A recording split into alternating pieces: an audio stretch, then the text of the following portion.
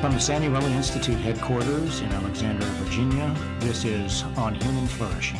I'm Dr. Wayne Jones. Our guest today is Sonia Rhodes, a national leader in designing customer and employee experiences in the challenging area of healthcare.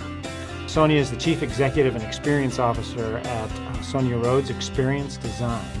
And prior to launching her consultancy, she led the charge in transforming the healthcare experience for patients and caregivers, the largest integrated healthcare center in California, Sharp Healthcare.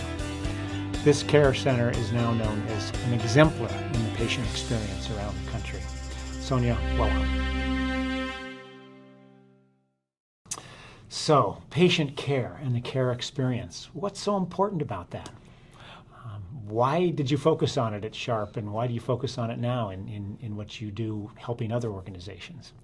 Well, for me, I think the bottom line is that care is at the center of everything we talk about. Healthcare, care is the last name of the industry we're in, and too frequently, people who experience healthcare find the health part and maybe not the care part. And I know for me it was a personal transformation that took place, the marriage of the inputs of our customers and patients and team members about what was so hard in healthcare. Why was it so difficult when a loved one or yourself was going through the process to feel like you were being guided on this experience and not just cared for, but cared about, that someone really saw you, knew you, and was thinking of you in that process.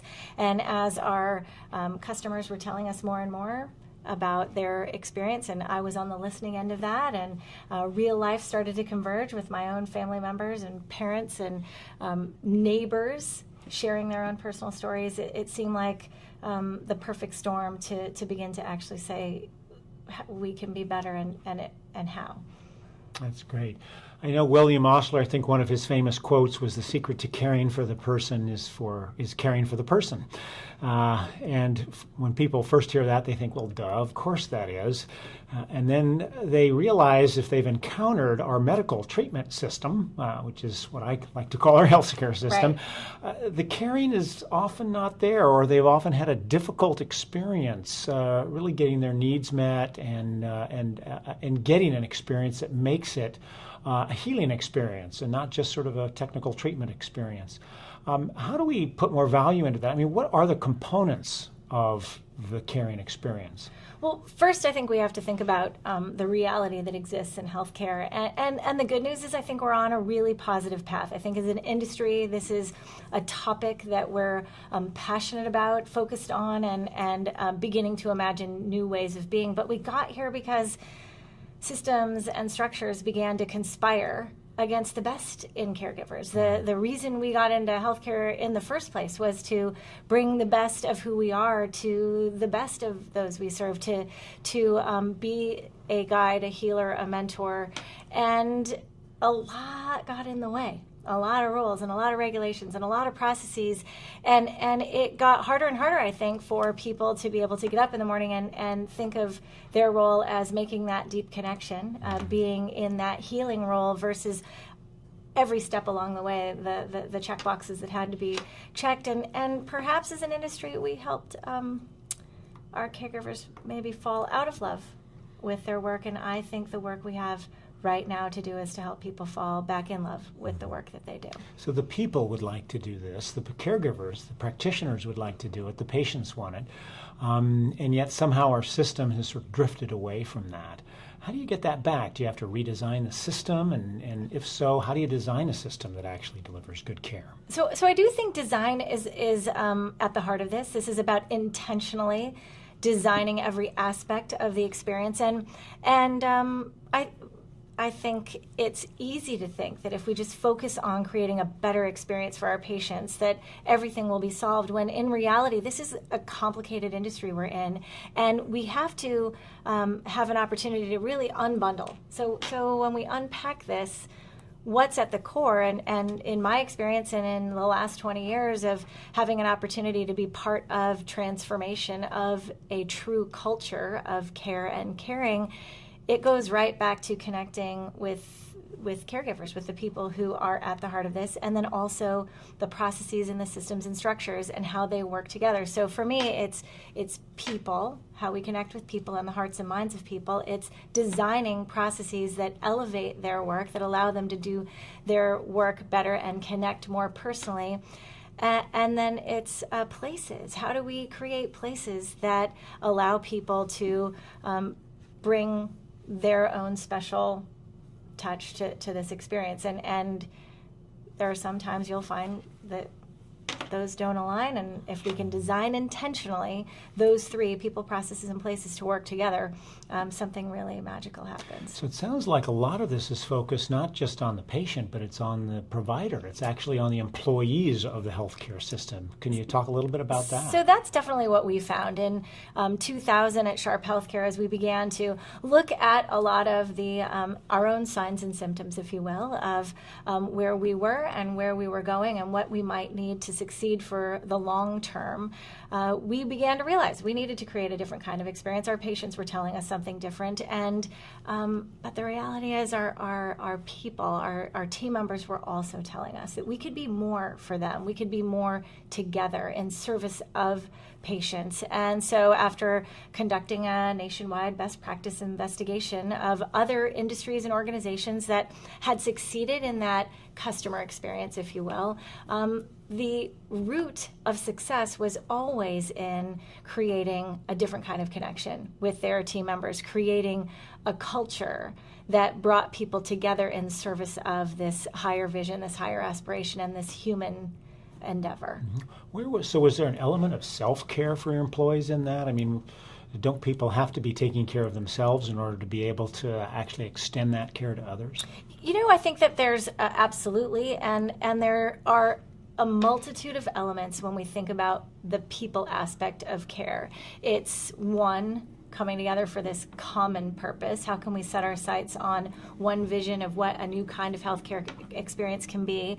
And then it's providing our team members the tools and inspiration and resources that they need. And then it's understanding that creating that work environment, that work experience for them, does come with also enabling them with really important tools about themselves as individuals, leaders, in being able to guide an organization forward. And what we realized, that the more we focused on our team members, the more we realized this wasn't healthcare work, the healthcare work to improve the healthcare experience specifically. This was community work. This was people work that to create a better workforce actually ultimately spilled out and helped people.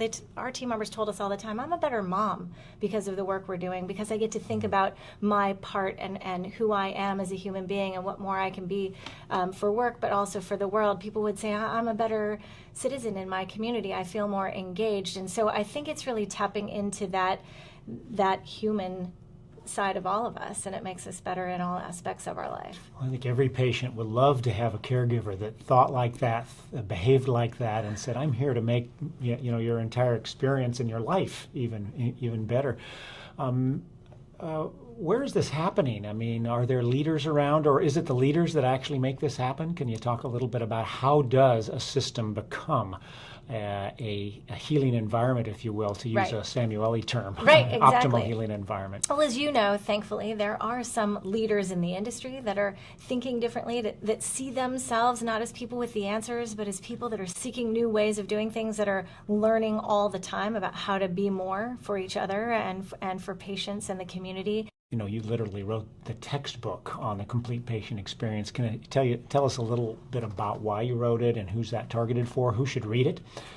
You know, I wrote the book because I found that as an organization early on this journey to transform the experience of healthcare, there were so many other leaders in the industry and other health systems that wanted to know, what did you figure out and what works, and if we could only kind of get a jump start. And we found that we were hosting leaders of health systems from all over the country, in fact, all over the world, just sharing the few things that we'd learned, the hard work that we'd done, the transformation that took place. And so it felt like it was the right time to be at least able to share the few things that we discovered in the process. Now, I know it says it's the complete guide to transforming the patient experience, but you might notice there's an asterisk in that title, and that is that it's the complete guide at that moment based on what we knew, but that really transforming the experience takes the hearts and minds and passion and hard work of everybody to make it better every day.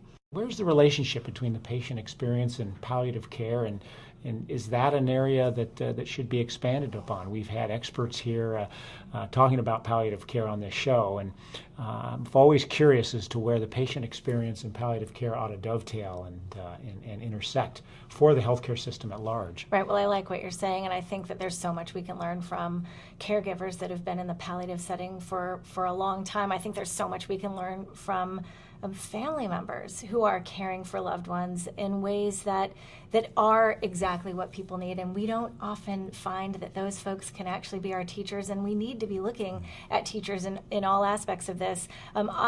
Palliative care and the entire healthcare experience should be, and I think for some is something that we're thinking of before folks ever have to enter into our systems of care, and far after they leave those traditional walls. I think that for those that are leading the work, transforming the experience is about helping people understand that this is moment to moment, person to person, and it's about how we can choose to show up with and for each other. And so I think that there's a lot we can learn about those that have been doing this long before us to help people in those different settings and in challenging times in their life. But I don't think, I'm certainly not the expert in palliative care, but I do know that often the early successes and amazing stories that at Sharp Healthcare came out were in those settings. We're in the hospice settings and home health settings and long-term care settings where relationships could be built and flourished. And what we're finding is that that we have the ability in smaller doses, smaller time doses, to be able to create those meaningful relationships as well. And there's a lot we can learn. When we were engaged in helping to do the movie Escape Fire, one of the mantras we heard over and over again, or the statements we heard over and over again, was that the system doesn't pay for care, that it costs too much to invest in this kind of soft element, if you will, and that there's not a good ROI or return on investment from caregiving, that really costs should be tied to outcomes, and that's what the system is supposed to do. Can you talk a little bit about the intersection between care and costs? I mean, how come we don't have drivers, economic drivers, to increase the amount of care that's provided? So I think that's a great question. I don't like to speak in terms of cost. I think this is an investment. This is an investment in the future of healthcare. This is an investment in people in our country. And the companies that I've had the pleasure and honor of working with and working for have learned that this kind of investment in helping leaders be the kind of leaders that are leading for the human experience, in selecting and educating, inspiring our caregivers at a different level. Their skill set, absolutely hands-on skill set, but also growing wholeheartedly what it means to be a caregiver pays off in ways that we could have never imagined. I think we had those original goals and metrics that we were going to hold ourselves accountable to and make sure that our financial bottom line was better as a result. But when every single measure, year after year after year, from the moment we started focusing on our people so that they could focus on our patients in a different way, year after year, measure after measure, marked improvement unlike any other in the history of our 50-year company, it starts to say that this is an investment that not only matters to the bottom line, but it matters to the bottom line, which is people. So are you saying when you make this investment, you actually then do save money, you actually can make more money, that there's a business case for doing this? So I'm saying the business case from the organizations that I've worked with, that from every metric, from people reducing turnover, markedly reducing turnover, increasing quality outcomes, increasing experience metrics and outcomes of patient joy with their care, increasing net revenue, increasing market share year after year after year in a market where no market share really ever shifted. and securing more philanthropic donations than ever before. And that has now been 14 years running. So I'm not giving you just 3 years or something like that. It's 14 years running in an organization committed to doing things differently, and then seeing that expand across the country now in other organizations that are doing the same thing. And as a leader who's done this in a large healthcare system, are you finding that others are beginning to realize this, that it actually makes good business sense to care for the patient and to provide an optimal caring experience? So I really do believe that anyone that's leading healthcare wants to care for patients in the best way possible. I think it's now a compelling case to be able to think beyond the traditional and imagine differently how we can create a kind of system that helps our people and our patients thrive in ways that were unexpected before. But yes, absolutely. And I'm seeing sometimes it's the external incentives that are getting people more focused on this. So the fact that there are government incentives, if you will, through HCAPS and CMS. But we're definitely seeing more interest in organizations learning and taking action to create a different kind of experience. Is ACA or Obamacare going to encourage this? Is it encouraging this? Do you see more of that happening, or does there need to be some additional effort? I think there's always opportunity for some additional effort, but with even just the initial HCAPS requirements with money on the line, that's definitely been what's revved up the engine for a broader base of healthcare systems. But I find that any focus on this is going to be something that that keeps us moving forward. I like to think that we can actually start to assess patient experience in a deeper way than perhaps the current tools are assessing and the current incentives are, and it would be nice to see that happen sometime in the future. It seems to me that one of the risks of just saying we need to have more people covered by our current system is that if the current system isn't providing this high quality care that you're talking about, then we risk actually driving sort of to the lowest common denominator because we're trying to get more volume. And this is one of my fears around just simply more coverage, if it isn't more coverage of high quality care and at a lower cost. That's hard to do, isn't it?